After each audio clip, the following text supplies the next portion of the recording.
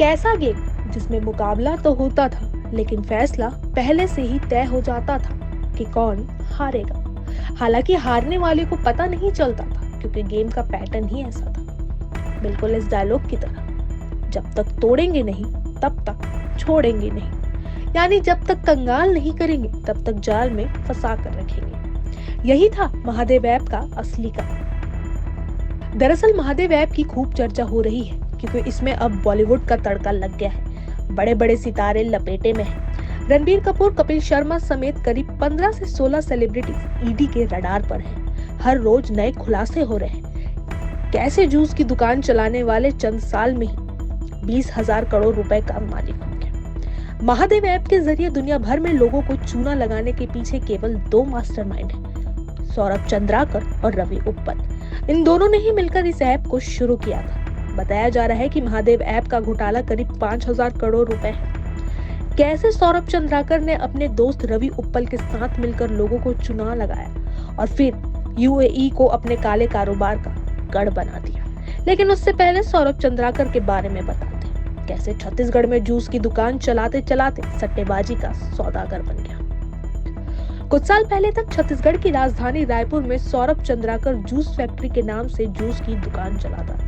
अब road side juice बेचने वाले की आय तो सीमित ही होती है, लेकिन सौरभ चंद्राकर को कुछ बड़ा करना था, मोटा पैसा कमाना था। पहले तो उसने अपनी जूस की दुकान को ही फैलाना शुरू किया। छत्तीसगढ़ के कई शहरों में जूस फैक्ट्री नाम से दुकानें खुली। कहानी यहाँ से मोड़ लेती है। सौरभ चंद्राकर को जूस बेचने के साथ साथ सट्टे खेलने की भी आदत थी।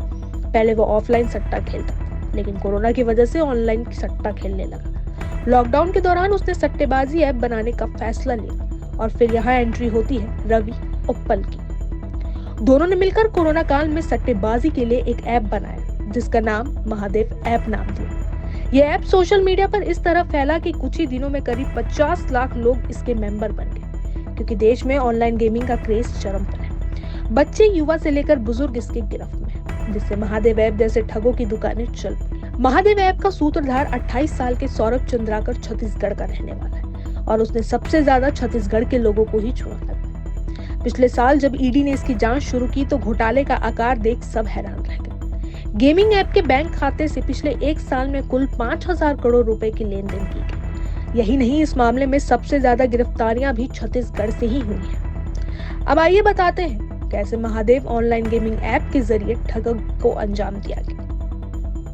इस गेम की शुरुआत केवल 500 रुपए से होती है, ताकि ज्यादा से ज्यादा लोगों को इसकी लत लग सके। Mahadev app poker, card, chance game, cricket, badminton, tennis और फुटबॉल जैसे विभिन्न लाइव गेम में सट्टेबाजी के लिए ऑनलाइन प्लेटफॉर्म उपलब्ध करता है। Mahadev online book betting app पिछले 4 साल से चालू है। बेटिंग ऐप को 70-30 के लाभ अनुपात पर फ्रेंचाइजी देकर चलाया जाता है। इसका हेडक्वार्टर यूएई में है। इस एप्लीकेशन के कॉल सेंटर श्रीलंका और नेपाल में भी है। माना जाता है कि इसका नेटवर्क भारत के अलावा नेपाल, बांग्लादेश समेत कई अन्य देशों में फैला हुआ है। महादेव ऐप पर सभी लॉटरी और बैटिंग ऑप्शन को इस तरह से डिजाइन किया गया था कि इसे खोलने वाला प्लेयर्स हमेशा पैसे खोता था और कंपनी फायदे में रहती। लेकिन शुरुआत में हारने वाले को भी जीता हुआ दिखाया जाता था। इस ऐप में लोगों को छोटी छोटी रकम में जीत मिलती रहती थी। लगातार जीत देकर बैटिंग करने वालों का भरोसा जीत कर सट्टे का लत लगवाया जाता और फिर बाद में जब कोई बड़ी रकम लगाता था तो वो हार जाता। बड़ी रकम की लालच में हजारों लोग अपनी गाढ़ी कमाई इस ऑनलाइन सट्टा ऐप में लुटा चुके हैं। ऑनलाइन गेम के सॉफ्टवेयर की कमांड संचालकों के हाथ में होने के कारण इसमें खेलने वाले की हार लगभग तय होती है। इस ऐप का विस्तार कितना था, इसका अंदाजा इसी से लगाया जा सकता है कि अकेले छत्तीसगढ़ में इसके 30 सेंटर थे। जांच एजेंसियों को शक है कि ये घोटाला 5,000 करोड़ रुपए का हो सकता है।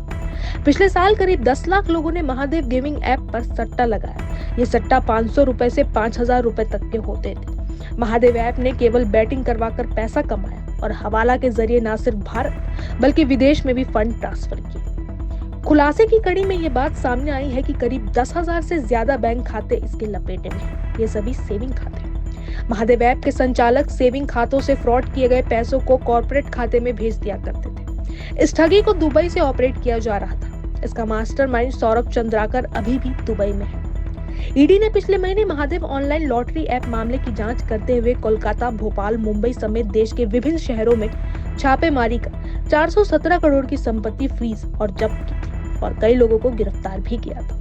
बीते 1 साल में महादेव ऐप के जरिए 5,000 करोड़ रुपए का लेन देन किया गया है। हवाला के जरिए मनी लॉन्ड्रिंग की गई। कंपनी की कमाई का अंदाजा इसी बात से लगाया जा सकता है कि महादेव ऐप की मदद से हर रोज करीब 200 करोड़ रुपए की कमाई की जा रही थी।